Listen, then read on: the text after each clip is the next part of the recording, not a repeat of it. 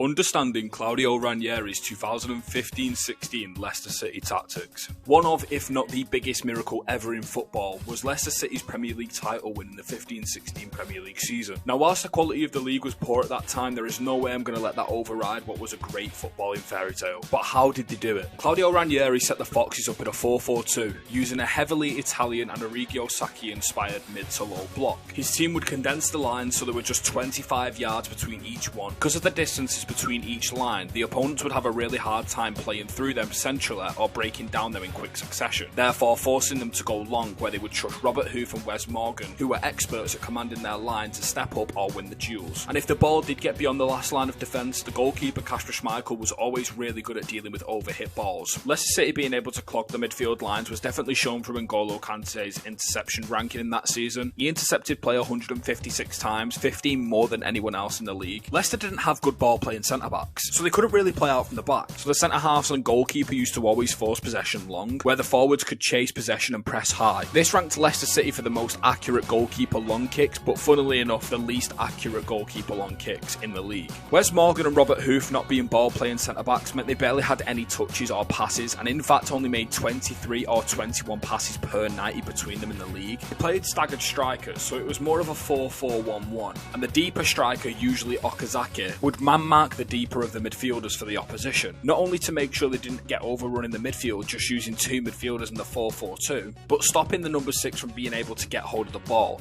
and setting the tempo and getting a hold of the game. The Foxes didn't want to have the ball, they wanted to chase the ball, and this is shown by their possession ranking stats in the Premier League that season, where they ranked 18th. But it didn't kill their attacking plan. They ranked 7th in the league for shots total, so it wasn't even hindering the chance creation. Despite having a creative winger like Riyad Mahrez, they didn't have a real playmaker in the squad, so therefore pressing became their playmaker. They used their high press and forced turnovers and treated it like a lovely weighted through ball in behind by a classic number 10. Their midfield suffocation and pressing was so intense and so relentless, but it worked. So much aggression and physicality out of possession, and it was these key mental and physical attributes that won them the league over 38 games. Kante was a lot more ball dominant in this Leicester team, in comparison to what he is for Chelsea today, a ball winner and a ball carrier. He was tasked with breaking lines, connecting the second and third phases. Him and Drinkwater interchanged. One usually come deep and the other one would go forward, and both of them were capable of breaking lines in quick instances. Leicester City's defensive game plan was all about trusting individuals in 1v1 duels, especially in the fullback area. They would have the fullbacks tuck in nearer to the centre-backs in order to stop their wide channels from being exploited,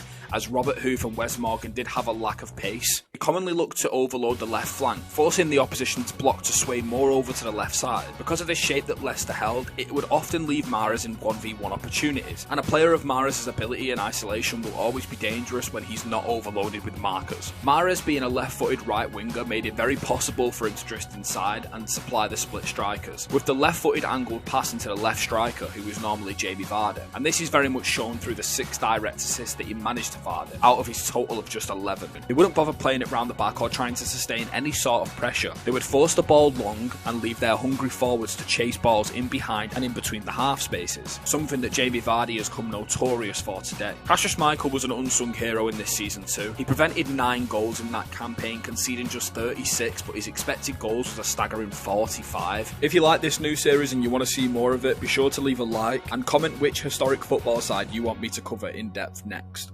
Cheers.